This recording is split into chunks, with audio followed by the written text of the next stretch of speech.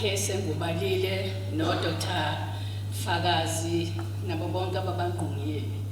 Ngiyabonga ukuthola leli thuba kulula futhi ngoba ngikhuluma ngomuntu engimaziyo indodana esizele uNkulunkulu noma ekhuluma encwadini yakhe engcwele ethi othanda inkosi uNkulunkulu wakho ngenhliziyo yakho yonke nangengqondo yakho yonke nangomphefumulo wakho wonke abesethi kube njalo ke namakhelwane kanjalo ke nenye ingane eyomphakathi irrespective of color or creed or race.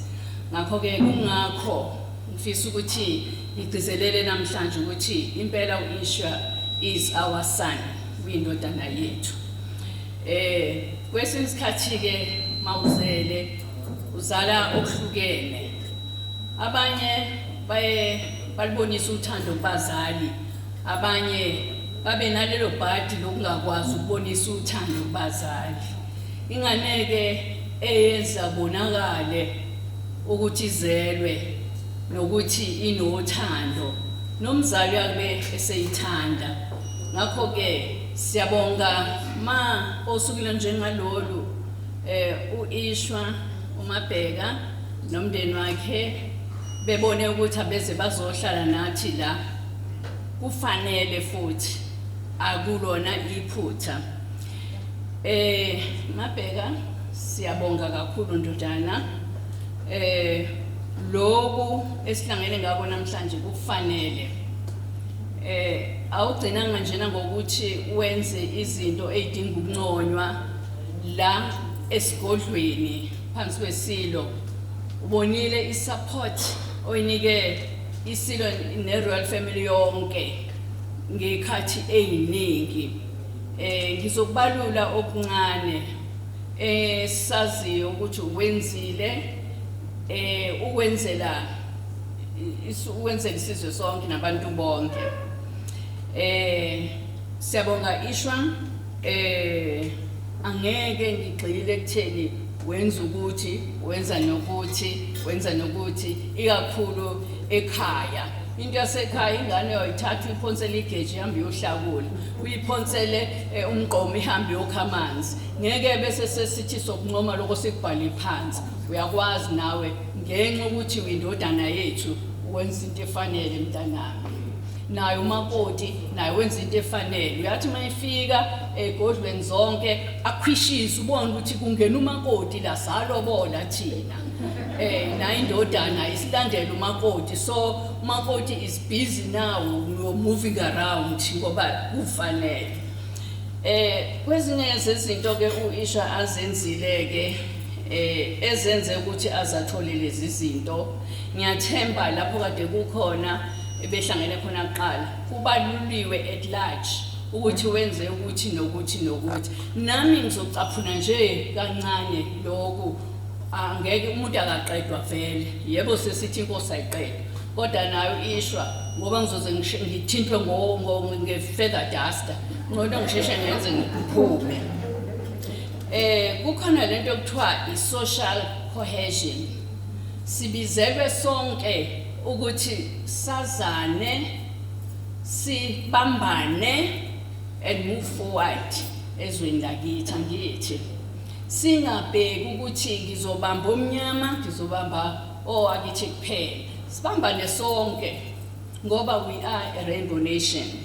Ngakho ke esihlangene ngako today is not a mistake. It's the way of life. It's the way it should be. Nango kaNkulunkulu. Asho ngoNkulunkulu naseBhayibhelini kwakho nomnyama kwakho nomhlophe kwakho nonjeni. Sonke singabantwana bakaNkulunkulu. Ngakho ke Mabheka ukufanele ukuthi ube la ekhaya lakho, ukufanele ukuthi ube indodana yethu ngoba sifanele sihlale kanjena. Kuloko ke ko social cohesion ukuthi abantu babe nokuphilisana nokuhlalisana. Simbonile nkosami uIshwa bexoxisana noyise ubaba wethu sonke ngaleli ndaba. wayilalela umfana omncane lento isilo silesisho siyenza sisho wathi nami ngicela ukufaka igxalabe ngandlela thile ukuthi ngithuthukise leli phupho lakho Silo osuliqalile olenzayo liyaphambili nami ngicela ukuphonsa ubese letho Diwali la sesike sijiye nzima la njengoba ngibona ngixazela nje njengoba nginje yibo Diwali sengike nababona befike lana nabo bonke njena abamamandiya ngithi kwamnandi washo nomculo nayo yonke into ukuphila ndawonye nje ngankosi yami ukuze kube khona ukuthula nasezweni ngakho ke uyeza kuishwa-ke nomndeni wakhe nabo bonke-ke ihlobo nabakude bafike la uhlanganwe kube mnandi kuleyo social cohesion ethuthukiswayo oDiwali lapha basiphekela ukudla okumnandi obiriyana konke iyoliyoli lezi besingeke size sizazi abanye bethu ngelilanga ngoba phela uSuthu nasedolobheni kukude bakithi thina-ke sasihlala nawo amandiyana ngapha so lokhu umnanjana nje okuhopepiyana siyakwazi laba basoSuthu abakwazi so bakwaze ukuyisho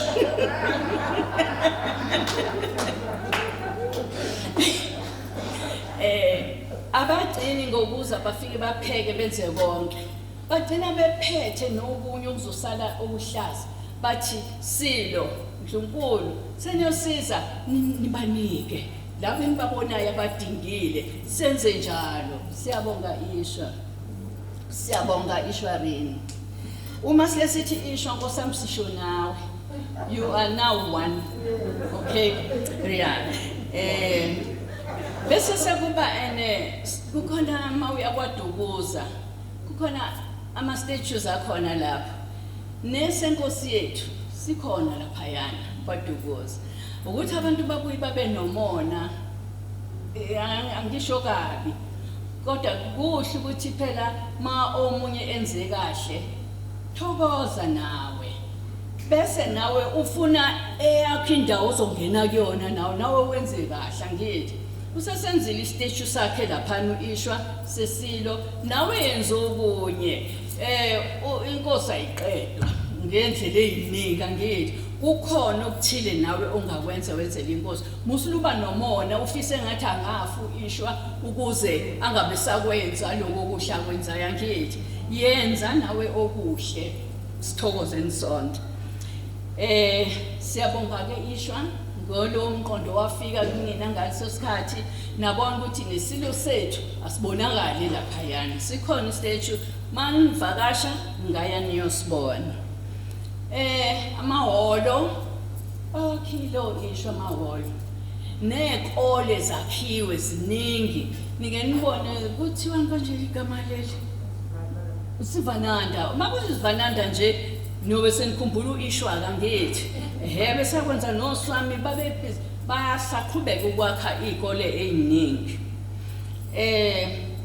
kukhona indlela yokuphila esiphila ngayo eNdlunkulu kukhona izinto ukuze ungayitholi usuhakekile indlela yokukhuluma indlela yokuhlala neminye nje imkhutshana emihle ebonisa ukuhlonipha nokuhloniphana abaningi bethu bahlale beqhuzula ngoba abaziniki ukuthi bafunde ukuthi kuphilwa kanjani eNdlunkulu abasondeli futhi kukhona isikhalo esesikhalo yiSilo ngizosisho kule platform noma kungakona okwaloko iSilo siyakhala ngeNdlunkulu nabantwana ukuthi ingane zenu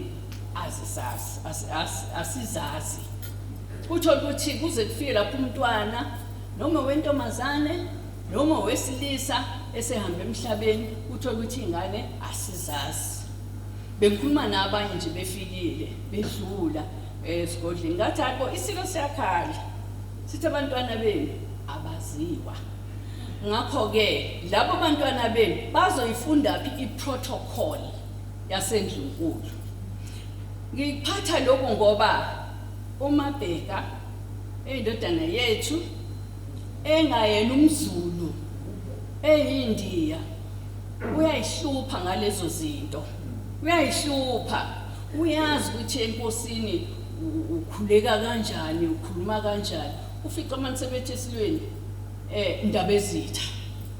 Noma ekhuluma nenkosi akhuluma kungabi khona lokukhuluma bese ethi bayethe, akhuluma bese angithi. Uthola ukuthi ihlathi nje. Kodwa abantu bala. Lokho kubumbuka ofuna zama ukuthi siqoqe. Uma ngabe iprotocol sesoyifundiswa umuntu oyindiya siyamaZulu singazi nokwazi kuyihlazo lokho ngithi khona ke ngeke ngakufunda okuhle kweprotocol okuningi ngabuka ngathi this is good ngathi yinhle lento engathi ngathatha ibekwe kahleke manje ikihambe iyongena nasezikolweni ke kufundwe ngesikhathi esithile ukuthi naku kuwenziwa kanjani angithi ukuze singahambe bakithi ukuthi akusahlawulwa manje ngaba